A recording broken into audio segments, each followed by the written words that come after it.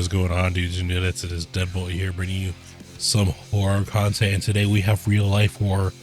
We have the horror of old medicine, the dark side of science, the lobotomy, the worst surgery in history. Actually, when I read this, I didn't realize that it said lobotomy. I just saw the dark side of science, the worst surgery in history, question mark.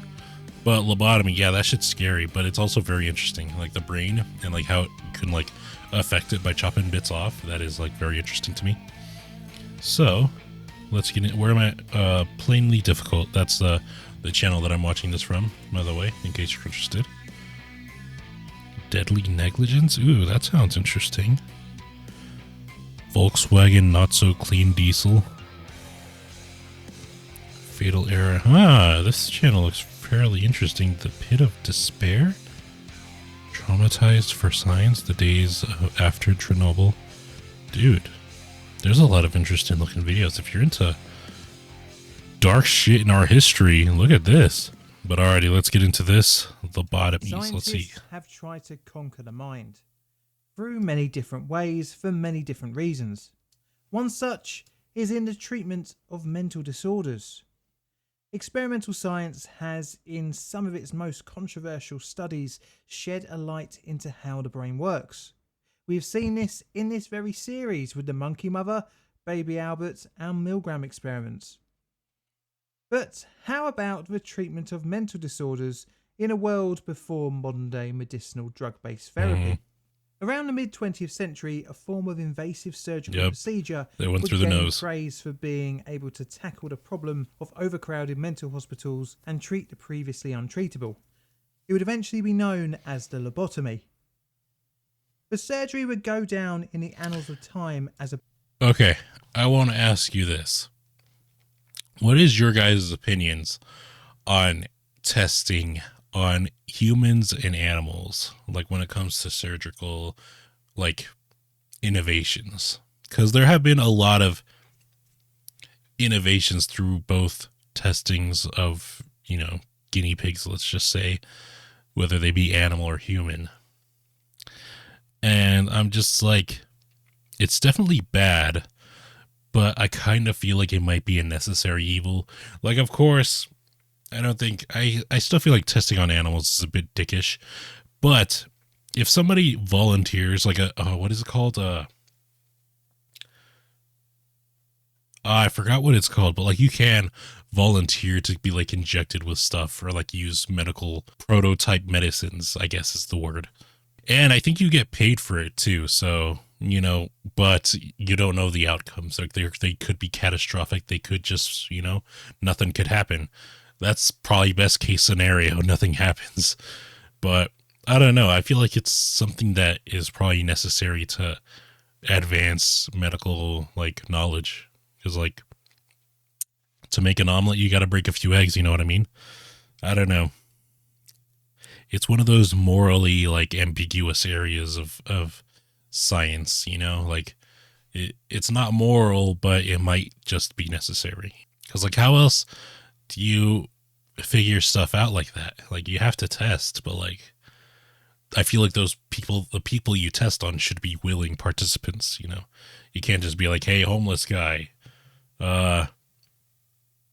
chloroform. I think that's pretty messed up. A barbaric and cruel procedure, which would leave behind thousands of patients in its wake with devastating side effects, including confusion, incontinence, seizures, and in some cases even death. They did that to JFK's sister, didn't they? I forgot would describe what her the name operation as surgically induced childhood. Eventually, the surgery would become synonymous with the mishandling of mental health and the running roughshod over patients' rights. As such, I'm going to rate this dark page in scientific history a 9 on my Plainly Difficult ethical scale. Welcome to the dark side of science.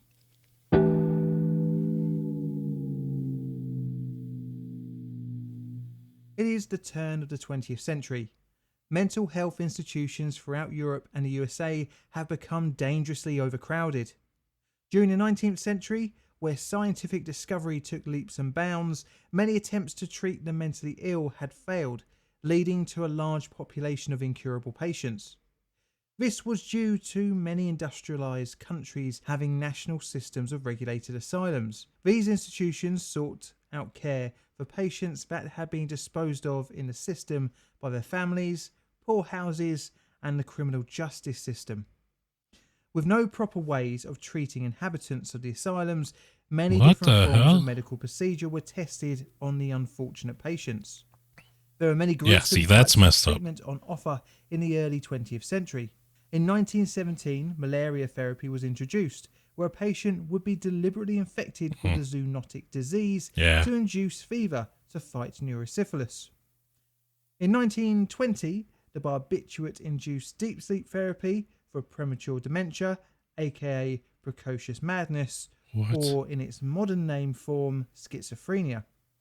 This treatment used drugs to keep patients unconscious for days or even weeks. In 1927, you might have been given insulin shock treatment, which used peptide hormone to induce daily comas.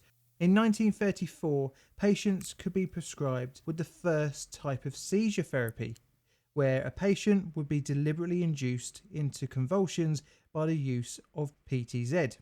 This therapy would be superseded by the more familiar electroshock therapy. Although these treatments could cause long-term lasting psychological... That's the equivalent of, all right, at least it's not my problem anymore, you know? They just, instead of trying to treat these people, well, I guess they were trying to, you know, we didn't have the medications we do now, but like, they were just like, put them to sleep. They can't bother us if they're asleep, you know? Like, they're just, that's not how you fix that. And why were they putting it in their nose? Like, did they not have Novocaine back then? Or like, you know, or Novocaine, is that the one that just numbs you? I forgot which is the one that actually makes you pass out, but geez, old medicine, man. I'm glad we live in the 20th century. Logical and physical trauma. The 21st century, the I should say. patient had not undergone a surgical procedure to eradicate the disorder. But in 1935, in Portugal, a doctor named Antonio Moniz would change this when he performed the first leucotomy on a patient.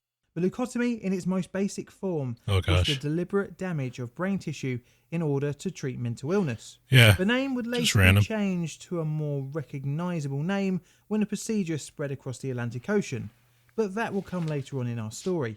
The thinking that inspired Moniz was that mental illness... Yeah, I like how they were just stabbing into the brain randomly, because, you know, back then, I do feel like there would be a way to deliberately target a certain part of your brain that could eliminate a disorder, or at least like minimize its symptoms or something. But this, like they said, it was in their infancy, and they were just going in ham. Like, they were just, you know, get that part, maybe get a little bit of this, maybe a little bit of that. They don't need that. They can live without that, you know, like they just stabbed the brain. You know, you could have done that yourself. You don't need a doctor to do that. I want to say nurses and like medical staff didn't even start washing their hands before surgery until like around the 50s or 60s. So they're doing all that. Who's to say they even washed that pick that they were using, you know? Jeez. Originated from abnormal neural connections in the frontal lobe. Moniz had seen the after effects of soldiers who had received injuries to the front lobe, in which the veterans would show a calm and quiet disposition. The brain is made up of two types of matter, grey and white. Grey matter is the brain's neurons and associated blood vessels and extensions. The white matter is the nerve fibres that connected to the areas of grey matter and carry messages between them through electrical impulses. Moniz theorised that by severing the white matter fibres from the frontal lobe would improve the patient's mental illness. Although in theory this might make sense, the connections within the brain in reality are far more complex than what was thought at the time. The grim procedure, in its first form, would involve drilling holes in the skull either side of the prefrontal cortex and injecting the connecting fibres with alcohol to destroy them. Oh, I didn't know they did that. This method to not yield very good results due to the solution damaging much more than the white matter. A tool was developed called a leucotome, which looked like a long stick with a retractable wire loop inside. It allowed the operator to insert a metal loop into the brain, which was used to sever the white matter by extending and then retracting said loop. The process cut 6 cores in the white matter of each hemisphere using the new tool. Because the procedure involved cutting through the skull, the patient had to be operated on in a proper operating theatre under general anaesthetic. General. To test the theory, Wow. Moniz enlisted neurosurgeon Almeida Lima to conduct the surgery on 20 test subjects. Of these initial 20 patients who were suffering from many depression, died? schizophrenia and anxiety, Moniz claimed 7 cures, 7 improvements and 6 unchanged cases. Although So the nobody results died. were open to interpretation. Moniz claimed that the risk of some behavioural and personality deterioration outweighed the debilitating effects of severe psychiatric illness, which is understandable when debatable. taking mental health care at the time as a contextual background. A second set of patients were operated on due to the success of the first trial. These 18 patients all suffered from schizophrenia, and 3 were considered as almost cured, and another 2 Almost. had also become improved. Moniz did conclude that patients that had deteriorated considerably from their condition pre-procedure did not benefit much from the operation. In a well-known quote from Moniz, he described his radical new surgery. Prefrontal leucotomy is a simple operation, always safe, which may prove to be an effective surgical I don't know about treatment that. in certain cases of mental disorder. The procedure would eventually earn Moniz a Nobel Prize in 1949. Really? But initially, Moniz's new way of treating the thought to be untreatable was widely derided by the medical community. And In now. 1936, Moniz published his results through articles in the medical press and a monograph, but to little attention. On the 26th of July 1936, one of his assistants gave a presentation at the Parisian meeting of the Société Médico-Psychologique on the results of the second test subjects, the 18 people suffering from schizophrenia, leucotomized by Lima.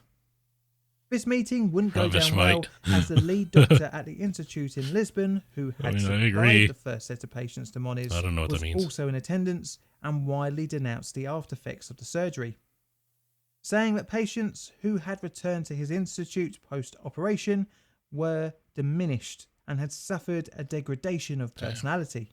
Further adding that the initial results of calmness and improvement were more likely attributed to the severe shock of the surgery and ultimately from the horrible brain trauma that the procedure induced on its victims. Many other physicians denounced the procedure, but bizarrely, this isn't the end, as several individual clinicians... I feel like there's, like, this is plausible. Like, both electroshock therapy and, like, a lobotomy, like, I feel like those need to be fused. And, like, I feel like if somebody dedicated their life to this, and maybe, like, their grandchildren's life as well, you, like, eventually in the future, you would be able to treat mental illness by, like, because, like, there's electrodes and, like, electrical signals being fired in the brain. So I do feel like there's a correlation between electroshock therapy, and I also feel like if you were to take a portion of the brain out, that's, you know, the issue, you know, your brain is in control of your body and your emotions. So there has to be something in here that if you take out would get rid of whatever illness you're like displaying.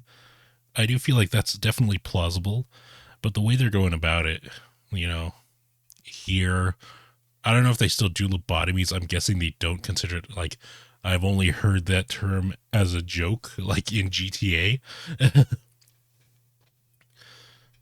So I don't know, but I feel like, see, and like the sucky thing about this, you would have to test on like people and that's just going to turn out bad, and it's going to be bad for a long time until it's perfected.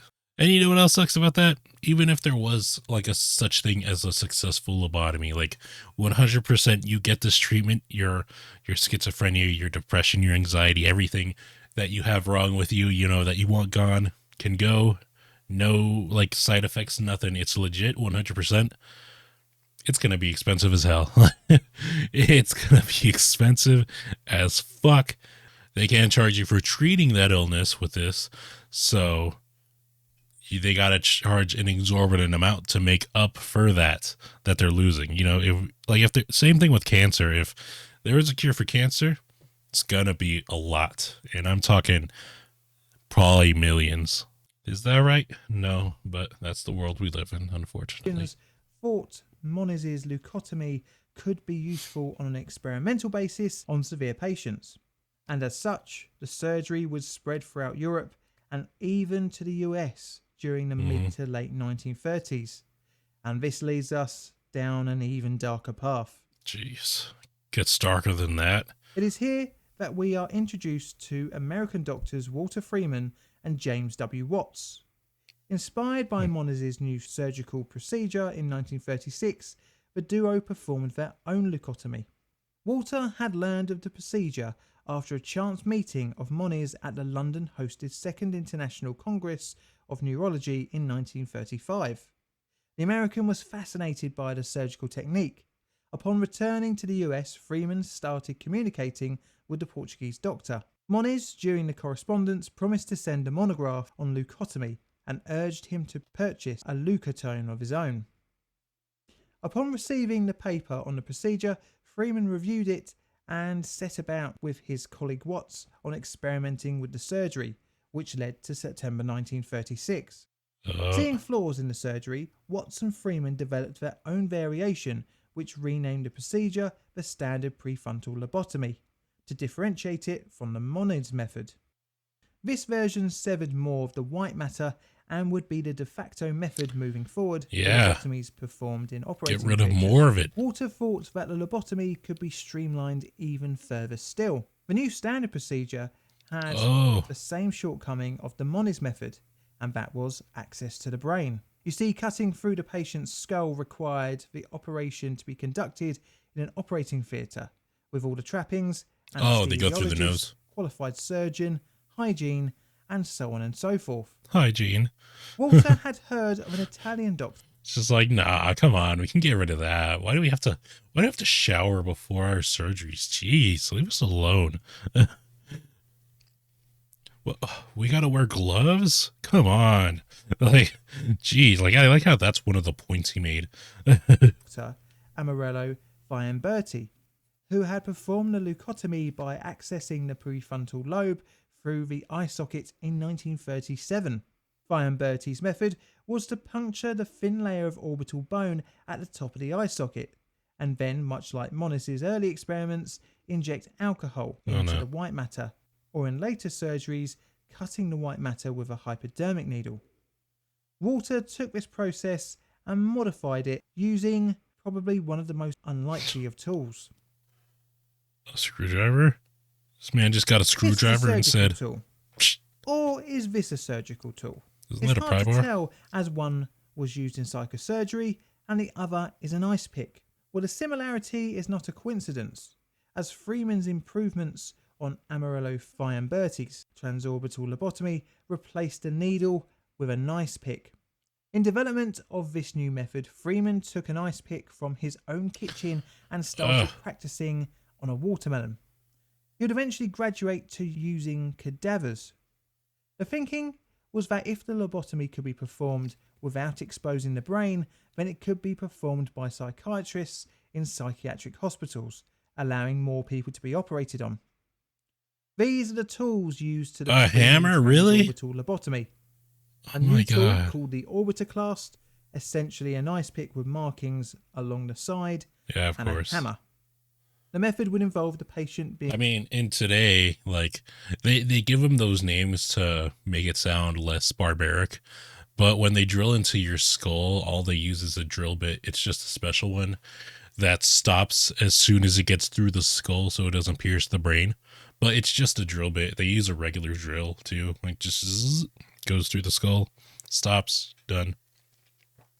But they don't want to go, this is how the surgery is going to go. You know, first I'm going to, circle around the area that I'm going to be drilling. next I'm gonna bring my old fashioned Milwaukee and drill right into your skull.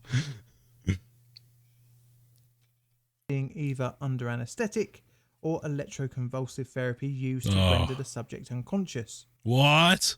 I didn't know they did that. Oh my god, they just shock you to death. Or not to death, but unconscious. That must hurt a lot. Oh my god. Then the orbiter class sharp end is placed under the eyelid. Wait, are you telling me they do this while the shocks are still going on? That's how you get electrocuted. And you have a metal stick going in the skull too where you're shocking them? What the hell is wrong with these people? It only takes 0.1 milliamp to kill you. I'm pretty sure if it's enough to knock somebody out, it's more than 0.1. And against the top of the eye socket.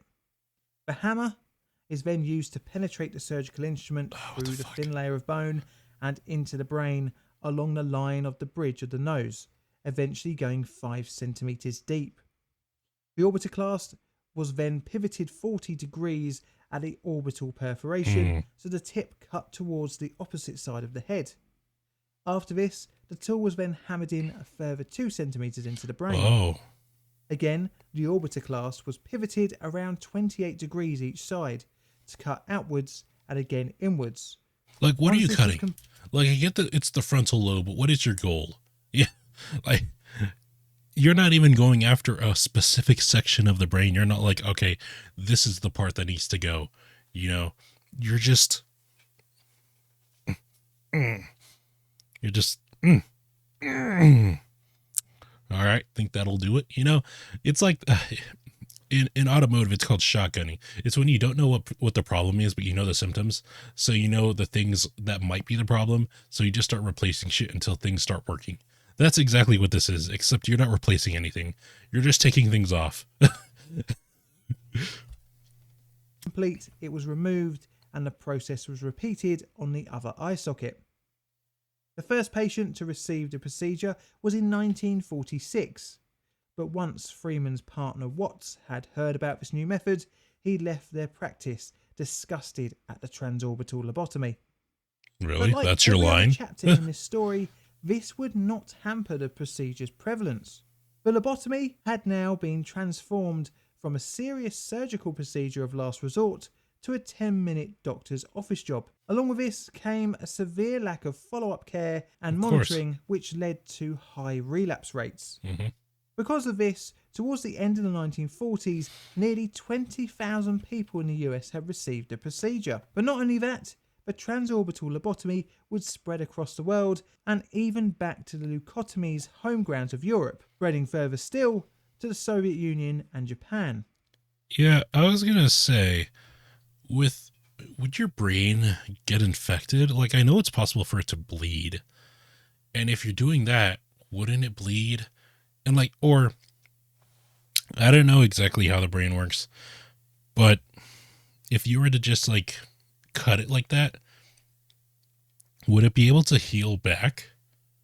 You know, like if you cut your skin, like eventually it'll just close up by itself. So is that what just happens in the brain? Is that why there's like they always relapse, because it just heals again and then you're back to normal?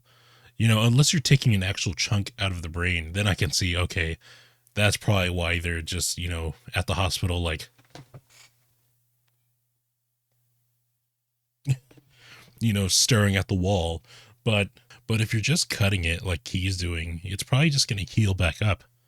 And then it'll be like nothing happened. You just went to the doctor to get stabbed, pretty much. To get a lobotomy in its late 1940s peak, you really didn't need to have much of a mental health That guy condition, looks like, man, what the fuck? with the treatment touted for all kinds of ailments. The list of treatable illnesses with a lobotomy included, but was certainly not limited to, ADD, OCD, anxiety, PTSD, postnatal depression, chronic pain, Alzheimer's, criminality, and violent outbursts. Oh, criminality. This cures criminals. It makes you not want to do bad things. You know, when you shoplifted that Sharpie from the 99-cent store in 6th grade, get a lobotomy. You won't do it anymore. Holy fuck. Just for pain, too. You know, you got a little joint pain in your knee, you know, you got a little back pain, go get a lobotomy, fix your right up. Postnatal, just had a baby, you know. What do you expect? You just had a kid. Like, I'm not a woman, but needless to say, pushing a child out of your fucking pussy, yeah, that's gonna hurt. Like, even with an epidural, it still hurts. There isn't any saving you from that, all right? Just face it. Don't go, hey.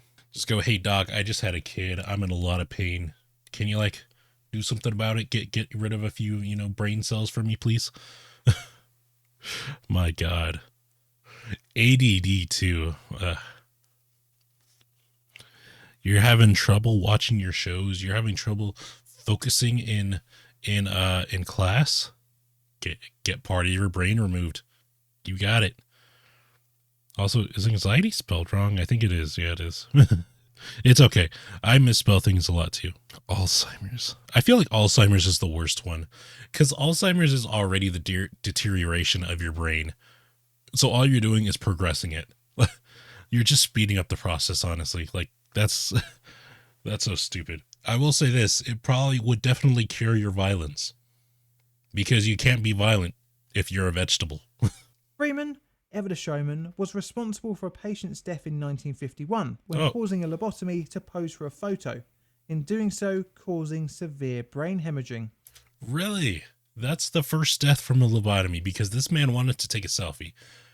You could have fooled me because I'm surprised that more people haven't died from this beforehand. Or maybe they did, they just haven't been reporting it. Maybe they died from like an infection of the brain and they were just like, couldn't have anything to do with that lobotomy he got a few months ago. You know, he was just on his way out, you know. That's just his fate. You know, let's bury him out in the back. He was even known to lobotomize two patients at the same time, one with each hand. Yeah, I The bet. doctor even Doesn't look like it takes performed much the skill. operation on minors, I could probably do that. including children as young as 4. Oh my In God. total, around 15% of patients who received a lobotomy died, but many more were changed for Oh. life, a shell of what they once were. Hmm. For those who survived the ordeal, relapse would often follow. Yep. But like its first unveiling to the world in Paris in 1936, the procedure didn't go uncriticised. In the late 1940s, as Moniz was set to receive his Nobel Prize, multiple voices in the medical community spoke out on the barbaric procedure. But it wouldn't be the criticism for the December banning of the procedure in the USSR, but the Oh. synthesization of chlorpromazine, the first antipsychotic. As a side note, Soviet psychologist Dr. Nikolai Orozhevsky was quoted saying that lobotomies violate the principles of humanity, and that was from an official from 1950. I mean, I agree lobotomies are very bad and unethical. But what the hell does that even mean? Like, they violate the principles of humanity? That could be like attributed to anything. Like, I feel like that's something that anybody would say to disagree with like abortion or like, you know, that's probably gonna ruffle some feathers, but like I don't give a fuck if you get an abortion or not. Like, it's not my body. I'm not gonna freaking say, hey, no, you can't do that. But that sounds like such a like blanket statement to put on this. It violates the principles of humanity. What are the principles of humanity then? You know, like just say, hey, it's bad. This is stupid. We're stabbing people's brains. This isn't really doing much. It's not progressing. It's not helping a majority of people. It's actually either unfazing them or crippling them for life. Maybe we should stop this instead of, hey, this violates the principles of humanity. Because that means nothing. USSR. The procedure gradually fell out of vogue, What the but Freeman hell? would continue to perform the lobotomy all the way until 1967. I hope that's like the photo. It's just white hair. You know, he just has white hair here. And it's not, oh, let me just shave this down and keep this. Yeah, I like that. When Oh, after their God. third lobotomy, one of Walter's patients died of a hemorrhage. This final procedure would get him banned from performing it ever again. The USSR wouldn't be the last to ban lobotomies, as even Moniz's Portugal would disallow the procedure from use. With further developments in drugs such as SSRIs, antipsychotics, and types of therapy like CBT, the need for surgical intervention slowly faded away, and by the 1980s, lobotomy became a thing of the past. Now, how would you rate the lobotomy on my ethical scale? That's 1 being good and 9 being pure cruelty. Why is it out of 1 to 9? That's such a weird scale, but that's definitely freaking top tier. That's 1,000, bro. That's fucking crazy. Let me know in the comments. This is a Plain Difficult production. All videos on the channel are Creative Commons Attribution Share Alike license. That was very interesting. That's crazy that's where we used to be here. This is the guy's channel, by the way. If you guys want to subscribe, I'm gonna put a link to it in the description as well. But I guess maybe I am wrong. Maybe there is more like they said, antipsychotics, and there's more medications and treatments for mental disorders other than just, hey, let's my theory that, hey, maybe in the future you could get part of your brain removed and fix it permanently. I guess the problem is just that it's not widely available. It's still probably expensive drugs to get. Let's read the comments. As a child of the 1950s, I saw children threatened with lobotomies if they didn't behave. The procedure was published in periodicals in the US, available to anyone who could read. I always considered it death without dying. Give it a 9. Yeah. That's crazy. That's just cruel. I know parenting back then, it was very different than how it is now, but to threaten your child with surgery, that's pretty extreme. My grandmother's sister had this done in the 40s as a teen. She was deemed wild. Nowadays, she'd probably have been prescribed some medication or therapy. She got the lobotomy, turned her into basically a living vegetable, and she lived in a government-funded facility for more than 70 years until her death in 2015. A waste of life and a tragedy for a human who just needed some help. This was in Europe. I don't understand why you even have her live that long. That's cruel in and of itself, honestly. Not saying that was his choice or anything, but whoever was her power of attorney, that's I don't know. That's not even living at that point. She's just a vegetable. If I ever became a vegetable, just know this is on the internet. I'd want the plug pulled. That's not living. You can't eat, you can't do what you love, can't play video games, can't talk to friends. All you can do is sit there and listen, I guess, if you're even conscious, even if you could even hear what's going on. And no, that isn't a life I would want to live. And that wouldn't be a life I'd want anybody I care about to live either. In a lot of cases, the lobotomy was effectively just a legal assassination. People would force their family members to get the treatment because they were an embarrassment to the family. If I remember correctly, one of JFK's sisters actually got the procedure done because she was slightly rebellious like a normal teen, so she was forced to get one, which pretty much rendered her borderline brain dead. Yeah, she was incontinent, and she lived the rest of her life in a hospital, and none of the other Kennedys ever visited her. It was pretty crazy. It was horrible. But yeah, continuing our month of Spooktober with some real life horror. That's always nice. A dose of real reality. The cruel reality of our past. That's always nice. But alrighty, guys. Thank you guys for watching. Hope you guys enjoyed. Be sure to leave a like, comment, and subscribe. And if you're greatly appreciated, I will see you guys in the next video. Stay safe, everybody. Bye-bye.